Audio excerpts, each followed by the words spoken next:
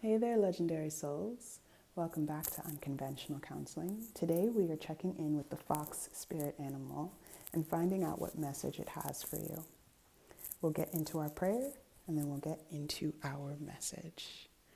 Divine Alchemist, angels and archangels, well ancestors for the viewer's highest good and well ancestors for my highest good.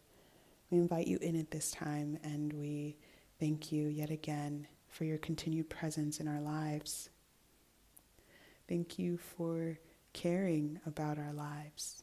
Thank you for living vicariously through us. Thank you for learning alongside us and for honoring us with your presence and with your continued support whenever we ask. I ask that this message is clear and concise and potent. I ask to be a clear channel of the messages that this fox animal spirit has for our viewer. And I ask specifically from you, fox animal spirit, to have your voice come through very clearly, to have the encouraging word and message that you have for the viewer to resonate deeply for all those that it's meant to. I ask that the viewer's discernment is sharpened and they're able to clearly feel, hear, and receive what is meant for them, what aligns for them, and to be able to clearly feel and see what does not, and that they can leave whatever doesn't serve them for whomever else it could be for. And I ask also for my discernment to be sharpened. I ask to only say what is meant to be said, nothing extra, nothing more. And I ask for protection. Protection as I and we continue on this journey of opening ourselves spiritually, of hearing from you. I ask to be rooted into the earth. I ask to be grounded. I ask to be present. Thank you so much for all that you have done, all that you're currently doing, and all that you're going to do in service of these intentions. Ashe. All right, the fox.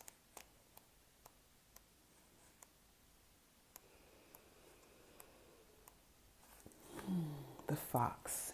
Smart, strong partner or mate, wise teacher.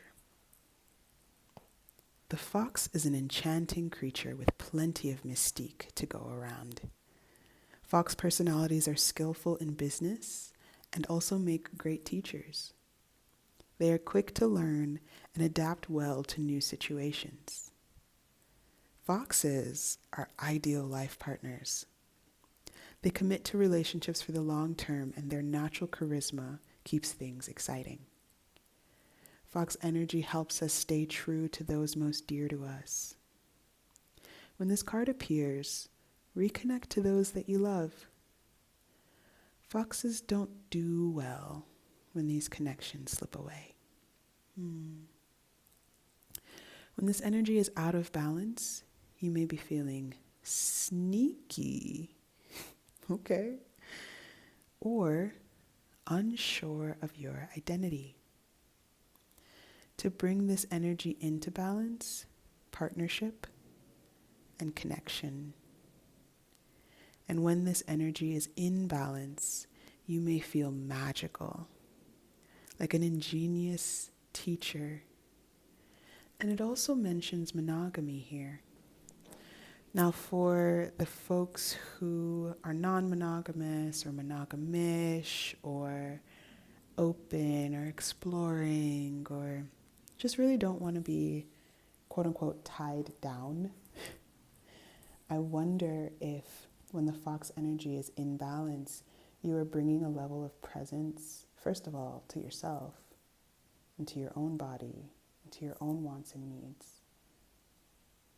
Also, you're bringing a sense of presence to your connection to the divine. And then you're also bringing a very deep sense of presence and connectivity to all of the relationships that you're cultivating. with all the different varying intimacies and the importance of them is clear to you.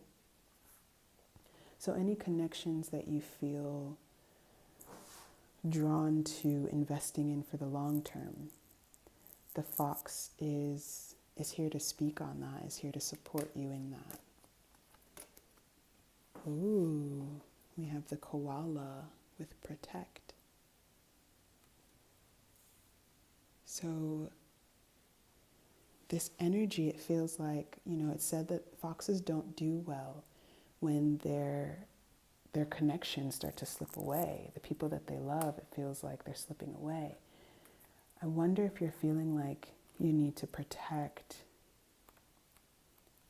a relationship. When I think that, the first thing that comes in is maybe protecting it from someone or something. So maybe you have chosen family or bio family or parents that quote unquote don't approve of who you're loving on, of who you're connecting to, whether those are friends, whether those are partners or a partner. Maybe it's just you and how you want to live your life and how you are living your life. It feels like someone is judging and not approving of the love that you want to cultivate and that you are cultivating and that you are investing in. The koala card represents protection from harm and comfort in difficult times. This card encourages a caring and reassuring form of protection, often associated with caregivers. So I wonder if you're not feeling very protected by your caregivers.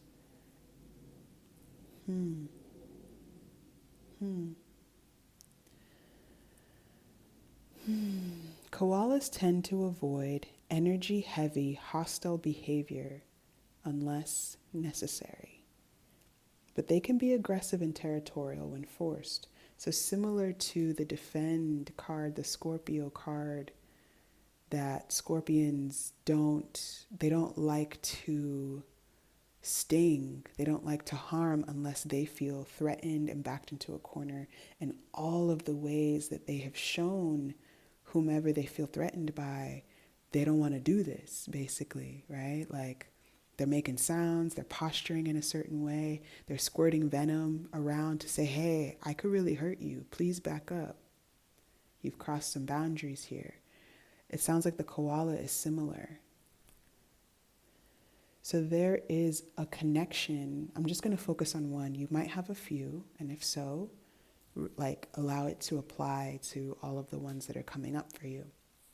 But there is a connection that you are feeling really called to protect. You're feeling very protective of it. It might be your connection with your inner child. It might be a connection with a lover in your life. It might be a connection with a friend, a roommate, a chosen family member. There's someone that you feel very protective over. It could be an actual child. There's someone you feel very, very protective over. And it's not maybe your instinct to be very aggressive, but you will. You will protect. You will protect this love.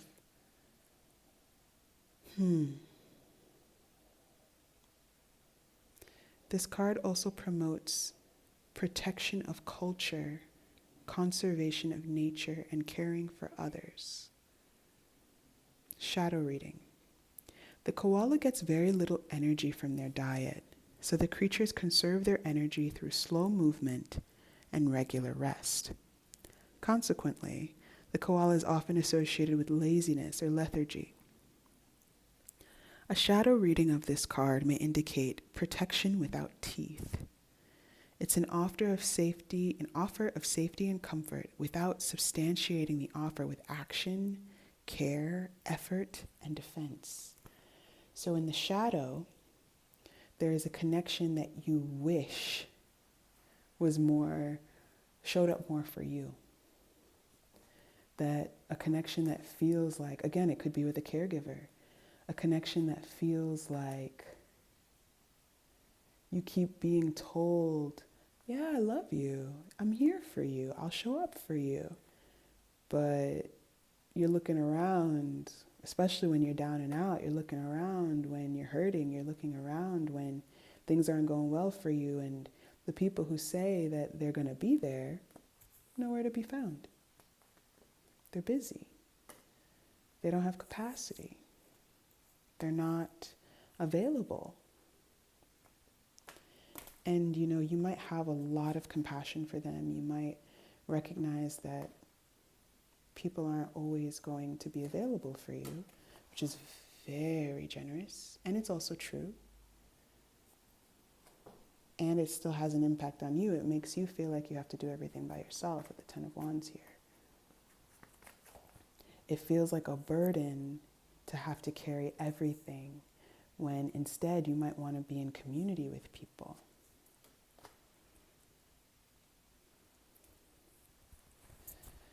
There's this encouragement from the fox to trust your intuition. There's this encouragement from the fox and the koala together to protect your knowing. Strength card has been coming out in so many readings recently. There's strength in your intuition. There's strength in what you know. You might not really know how you know it. Not all the time. But what I'm seeing coming to an end is the aggressive nature that you felt like you've had to get into just to protect this love in your life. There's a conflict that feels like it keeps coming up with someone that you know really cares about you. But you're over it. You're so tired. It feels like such a burden. And this change is happening very quickly.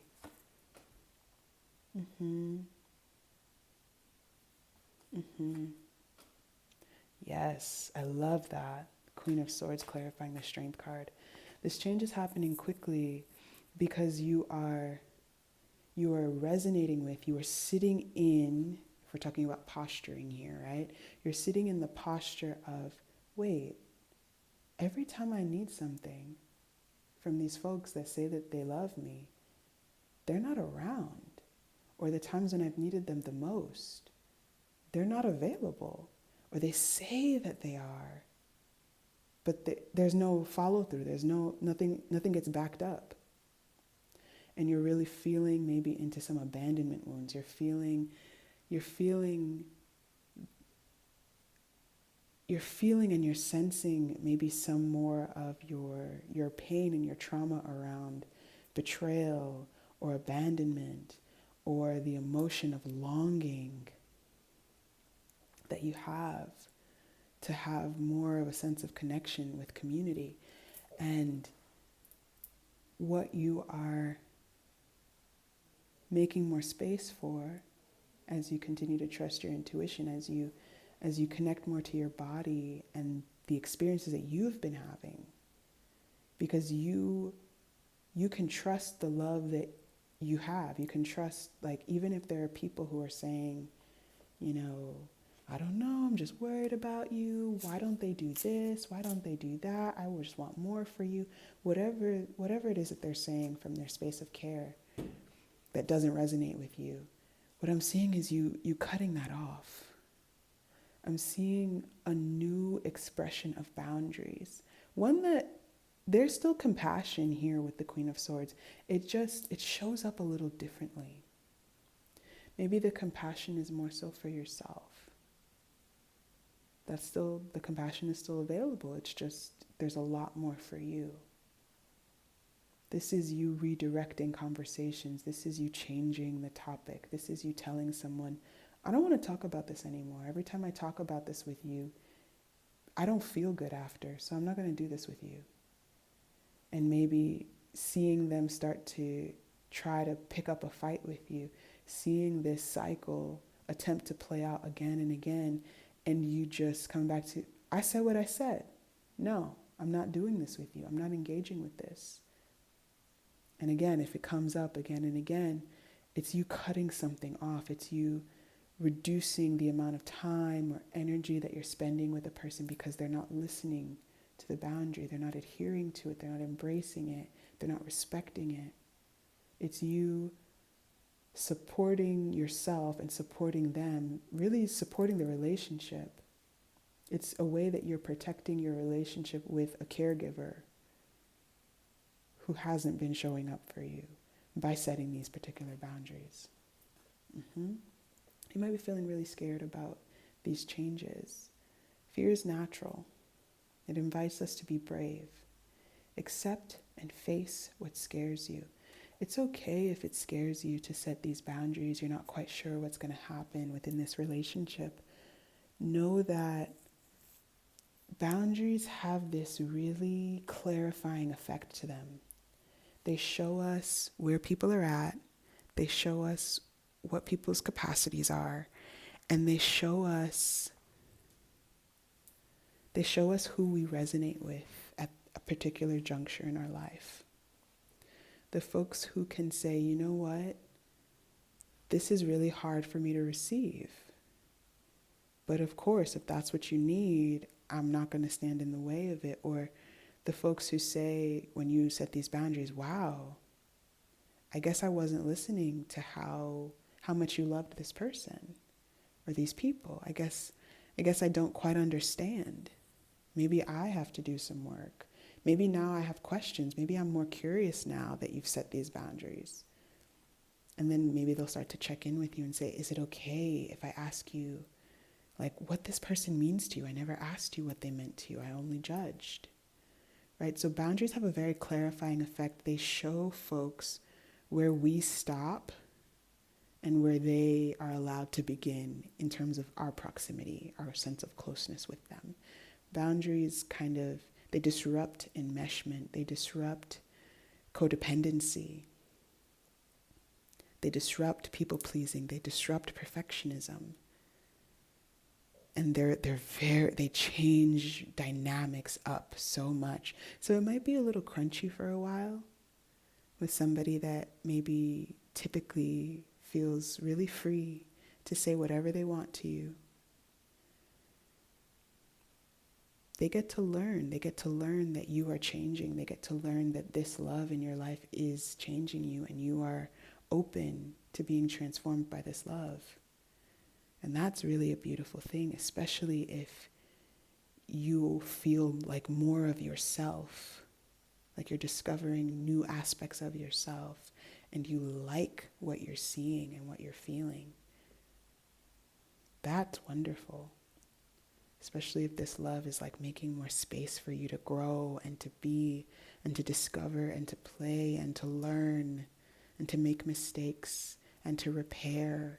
If this love is different and deeper than any other type of love you've had, it would make sense that a caregiver wouldn't understand. It wouldn't be able to go there with you because they haven't ever seen a love like this before. So you can offer them some compassion and you set your boundaries and then you take care of yourself.